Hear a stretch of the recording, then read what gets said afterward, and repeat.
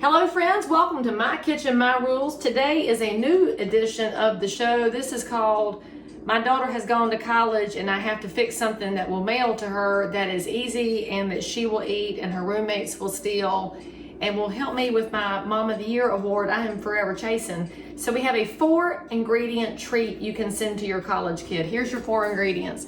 You're gonna need a stick of butter. Salted or unsalted, doesn't matter. You're gonna need some vanilla flavoring, and for this purpose, I've got the Villa Vanilla I bought this at the gift shop in Cancun. You're gonna need some Quaker oats. You do not want quick oats. Get the old-fashioned ones. The quick oats cook differently, so just check and make sure that you've got the correct kind of oats there. And you know what that best and 4th ingredient is, right? At some point, I'm gonna get some music in my background and talk about Dixie Crystals sugar.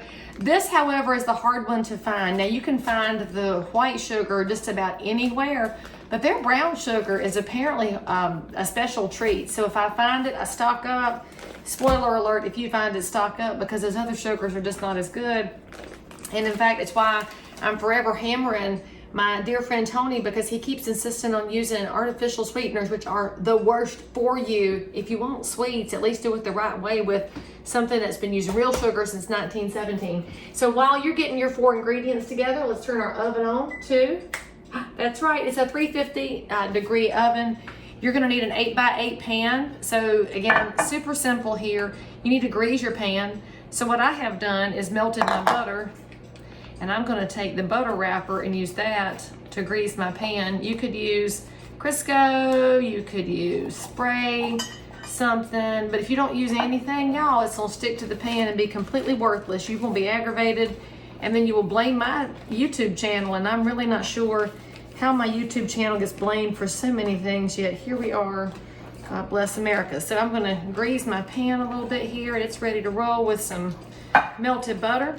So the butter, you will notice, is melted. Shockaroo, easy peasy there. And please don't judge how messy my kitchen is. It's a mess up here in My Kitchen, My Rules these days, because we're just trying to manage. All right. Okay. And for those of y'all that are wondering what my shirt says, it says, my heart is, a piece of my heart's in Raiderland. That is Texas Tech out in Lubbock. So we need a stick of butter, which is melted. I'm just going to, well, it's mostly melted. It's melted enough. I actually don't want it all the way liquid because I like to, the way it binds. And we'll just toss that in here. Now we need 1 cup of brown sugar. Where is my measuring? We'll use the half will work fine. This is literally faster than I can make this video easy.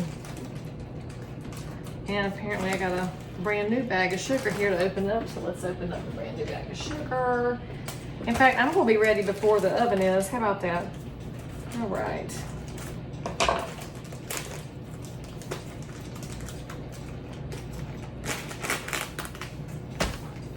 Okay, so now, can we get that in the camera here?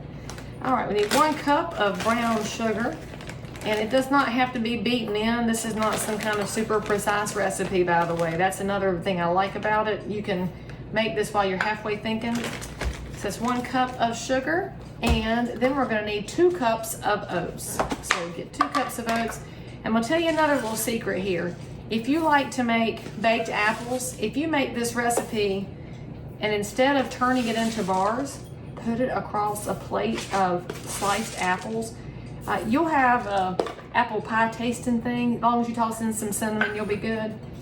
And then we're gonna put a little bit of vanilla in. About that much. All right. If you're new to My Kitchen, My Rules, you should know that's how I measure in things that don't require a lot of precision. This is not a precise recipe. Bread is, however, though. So see, we're gonna mix it up. Look, this is so easy. You're wondering why in the world you're still watching this video. Because after we mix this up, we're gonna press it down into that 8x8. And then we're gonna put it in a 350 degree oven for 10 minutes. And then you're gonna let it cool in the pan. And then you'll slice it up. And for some of y'all, if your oven runs hot, it might turn a little bit crumbly. It'll kind of act like granola. That's fine. Put that on a bowl of yogurt. And if your oven's not hot enough, it will be a little bit gooey, and then you'll just be happy. So It just kind of depends. This is an oddball little recipe, but it's the kind that our grandmothers had because it was affordable and easy and fast. And that is what I brought to you today, friends. Affordable, easy, and fast. Let's just use our fingers to mash it down good. Make sure our brown sugar is mixed up. That's it. We're gonna cook it for 10 minutes and then we will take it out, let it cool, and slice it up. And funny enough, your before and after are gonna look very similar. So there's your before. We're gonna cook her for 10 minutes and see what we get. And that, my friends, is the final product. Just a little browner version of what went in the first place.